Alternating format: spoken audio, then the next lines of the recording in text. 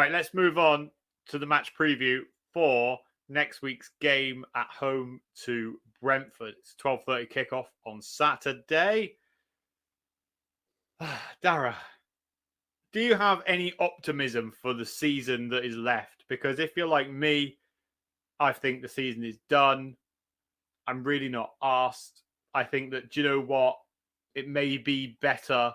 It may be better for Levy. It may be better for everybody if we get no European football whatsoever. If we take a complete season off, let's look at that other team that we don't talk about.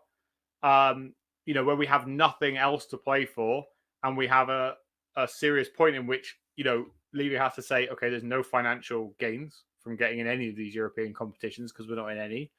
And, that might be a way, but do you also think that actually we have games to play for and that actually we need to start trying to play because next season's going to come around and, the players need to be focused? Well, I've been kind of in two minds about the whole European excursions thing. I think I would like to play Europa League, but that Conference League, that was nightmarish. That gives me chills even thinking about that horrible time playing those teams from God knows where. I do definitely take the point of people that are saying we'd be better off not playing any European football. Give a little bit back to Levy saying, yeah, there you go. This is what happens when you don't plan progressively. You don't get your money, you don't get your pay packet. It's a bit of a two fingers up to him a little bit. I do understand that completely, but I do think Spurs, I would rather see Spurs in Europe than not in Europe, definitely. I think Europa League preferably, obviously, but it's not looking likely at the moment anyway. I don't think we'll win our last two games. I think we might win. I think we actually might beat Brentford. I think we might beat Brentford at the weekend.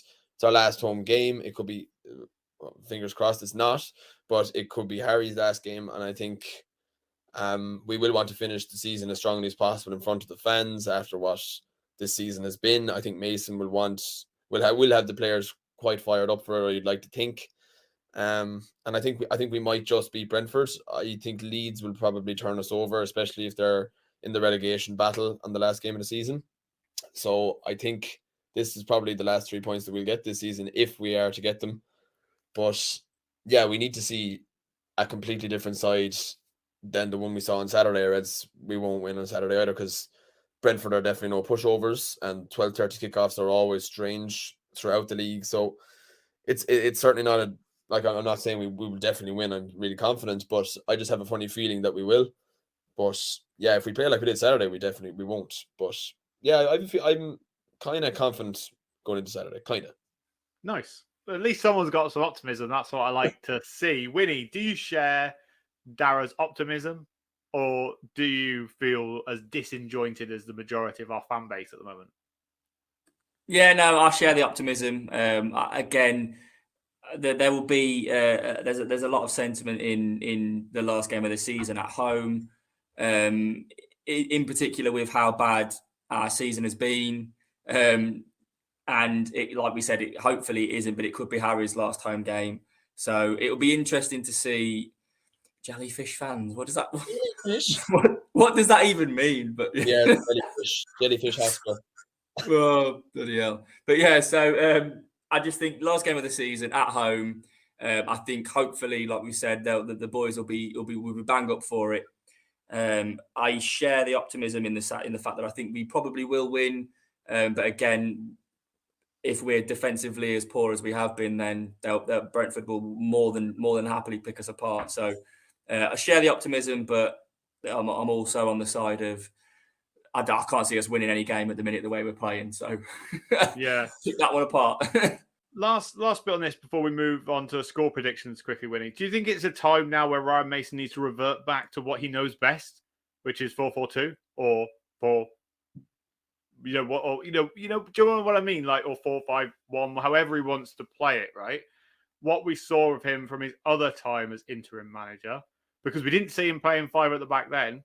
He didn't like what Conte was doing the majority of time, from what I saw. So why is he persisting with it? Or do you think it's just kind of like, do you know what? We haven't got time. Let's just see out the season as best we can.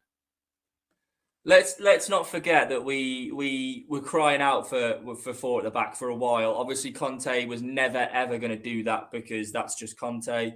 But correct me if I'm wrong, but I think we saw four at the back against Newcastle, and look how that ended. I know that was a freak game and a freak result, and we were 4 down before we could even think about switching on. But we saw four at the back against Newcastle, and it clearly didn't work. I don't really know what the system is for us at the minute, or what we should do. I think we need to just see this season out, appoint a new manager that will bring in his own system, his own beliefs, his own tactics, and then just go from there. In terms of Mason, I don't think he needs to worry about it because I don't think he's going to be considered for the job in any way, shape or form, even with the poor names that we've got available. But I would like to see him stay within the club, or within the coaching staff in some capacity because, he has shown a lot of loyalty. So, but I definitely don't want him as our manager. Okay, Dara, what do you think? Do you think he reverts back? Do you think he's just stick what he's got? I think he'll probably play pretty much the same system. I don't mind what we're doing at the moment with that kind of staggered back 4-5 thing where Porro is almost playing as a winger. It just looked messy at the weekend, so I think tightening that up is majorly important.